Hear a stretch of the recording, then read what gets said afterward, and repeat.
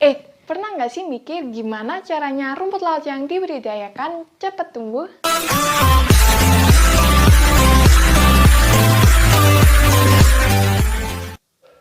Salam Iwa, balik lagi sama aku, mahasiswa perikanan Universitas Airlangga, Surabaya. Di video sebelumnya sudah ada penjelasanku tentang latar belakangku memilih penelitian pertumbuhan dan kandungan agar rumput laut Glaciaria verrucosa pada larutan pupuk NPK dengan lama perendaman waktu yang berbeda. Jadi di kesempatan kali ini akan dibahas tentang bagaimana melakukan penelitian ini step by stepnya. Nah, di video ini juga akan kedatangan tamu spesial, yaitu saudara kembarku yang datang dari gang sebelah. Dia bakalan nyampein isi dari video ini. Nah, apa aja sih isi videonya? Yang pertama ada asal-usul bahan utama dalam penelitian ini. Kemudian perlakuan apa yang diterapkan. Kemudian alasannya apa kok pakai perlakuan ini. Lalu parameter apa saja yang diamati dan bagaimana cara mengamatinya. Lengkap kan? Wah, pas banget kan buat kalian Sobat Iwa yang sekarang ayo kita bahas lebih dalam lagi tentang penelitian ini. Mulai dari bahan utama, kemudian perlakuan, lalu alur penelitian atau tahapan-tahapan, dan juga parameter-parameter yang diamati. Yang pertama, mari kita bahas tentang bahan-bahan utamanya.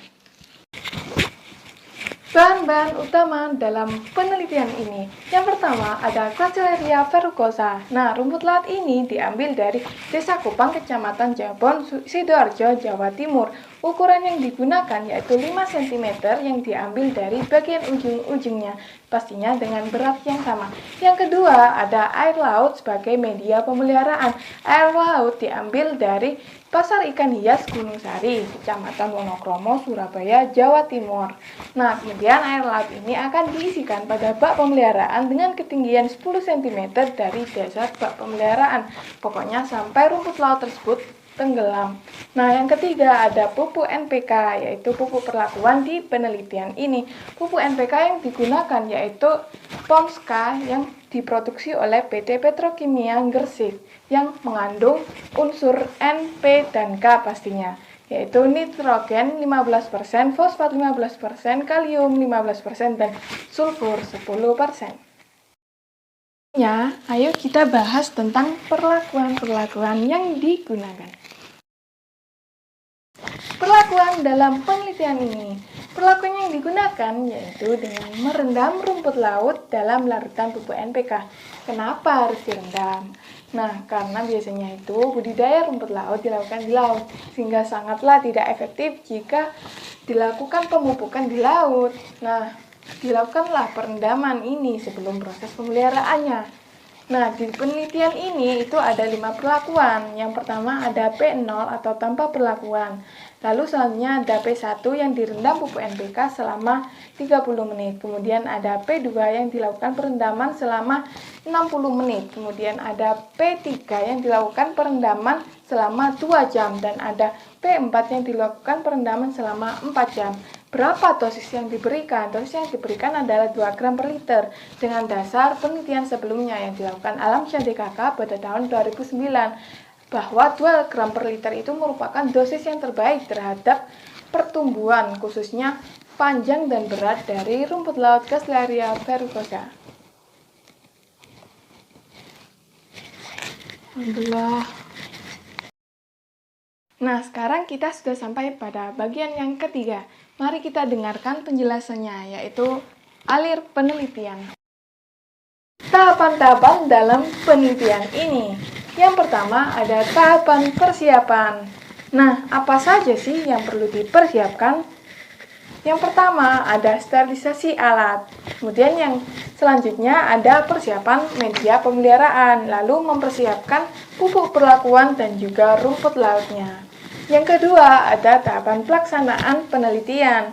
Nah, di sini ada pengamatan terhadap pertambahan panjang dan beratnya, kemudian pengukuran kandungan agar. Nah, tahapan selanjutnya yaitu parameter. Parameter dalam penelitian ini dibagi menjadi 2, yaitu yang pertama ada utama, yang pertumbuhan dan kandungan agar tadi, lalu ada parameter penunjang, yaitu kualitas air, suhu, seperti itu, lalu salinitas dan juga pH. Nah, Selanjutnya ada tahapan analisis data. Analisis data yang digunakan dalam penelitian ini yaitu analisis data ANOVA, yaitu untuk mengetahui pengaruhnya dari perlakuan. Nah, jika ada perbedaan dari perlakuan tersebut akan dilakukan uji berganda jenjang. Selanjutnya pastinya kita tarik kesimpulannya. Sekarang kita masuk pada bagian yang terakhir yaitu parameter-parameter penelitian.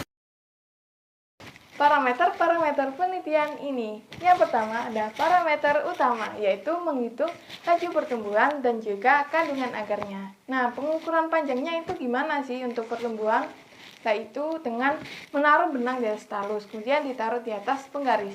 Rumusnya bagaimana? Yaitu dengan panjang di akhir pengamatan dikurangi panjang awal pengamatan dibagi panjang awal pengamatan dikali 100%. Kemudian untuk beratnya itu dilakukan setiap minggu. Jadi berat basahnya itu ditimbang di atas timbangan pastinya. Dengan rumus apa perhitungannya? Dengan rumus berat akhir pengamatan dibagi berat awal pengamatan dipangkatkan 1 per lama pengamatan dikurangi 1, kemudian dikali 100%.